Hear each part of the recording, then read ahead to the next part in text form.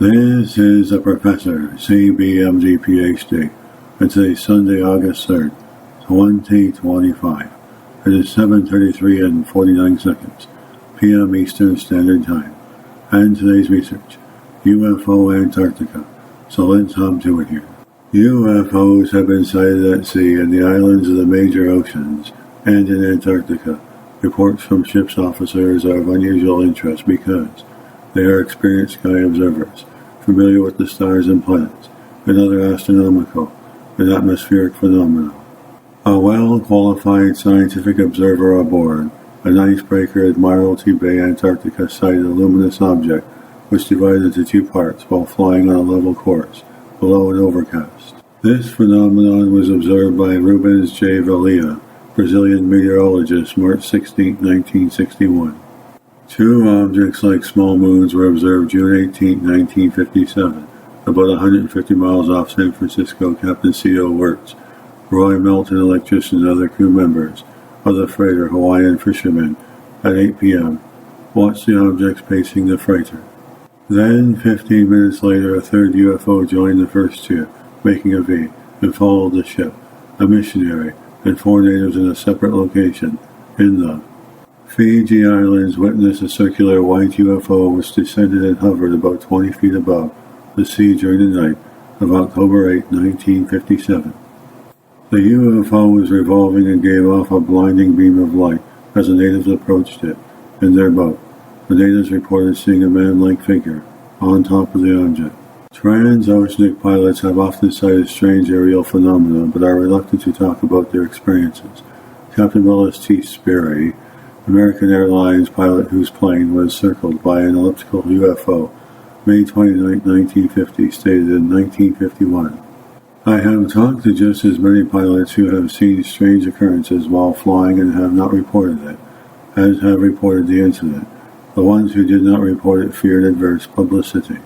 Several PAA Pan American Airway pilots have seen unexplained objects far from land, one near Australia, several between the mainland of California and Hawaii, and two that I talked to out there in the Far East said they saw an object close enough so they could describe it in some detail.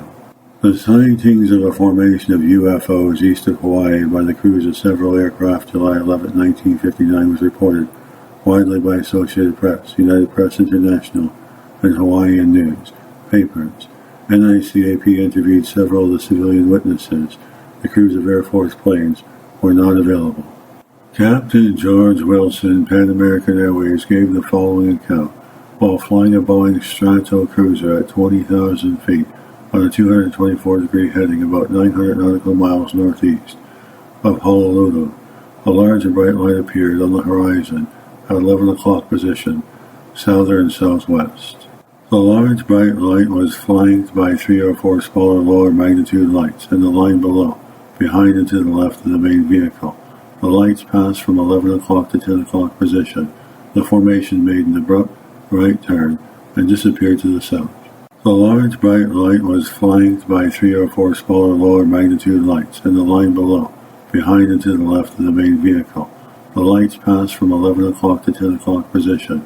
The formation made an abrupt right turn and disappeared to the south. The co-pilot Richard Lorenzen and flight engineer Bob Scott also saw the UFOs. Lorenzen commented that the rate of closure with us was much greater than any I had ever experienced before. It was not until the object turned that I was able to distinguish the smaller lights associated with it. First Officer D.W. Frost, on another Pan American flight in the vicinity, reported essentially the same phenomenon. The UFOs were also observed by the Air Force B-1B crews, a Slick Airways plane, and a Canadian Pacific airliner. Captain Lloyd Moffat, pilot of the Canadian airliner, told the press, "You can take it from me. They were there. I never saw anything like it in my life, and there were four of us who saw the same thing at the same time." For about 10 minutes at 7 a.m. Honolulu time, September 21st, 1961, two airliners in the U.S. ship at sea observed the UFO simultaneously. The object passed overhead, apparently at extremely high altitude, angling southeasterly above the North Pacific. Reports from the Federal Aviation Agency and the U.S. Navy Oceanographic Office publication Notice to Mariners established the following facts. At 1700 Greenwich Mean Time, the SS Iberville north and east of Midway Island noticed a white object about 20 degrees above the northwest horizon. Its apparent angular size was about 1 degree twice the apparent size of the full moon. For about 10 minutes, the UFO was observed, passing over the ship headed southeast. As it neared the ship's meridian, it resembled a huge halo with a bright object in the center. The apparent size increased to over 4 times the size of the full moon. At the same time, a British Overseas Airways Corporation airliner about 800 miles northeast of the ship saw the object overtake the plane. From a steep angle above the plane, the UFO continued southeasterly and disappeared over the horizon. Captain R.F. Griffin described the UFO as like a large smoke ring, about 2 degrees in diameter, about 4 times the size of the full moon.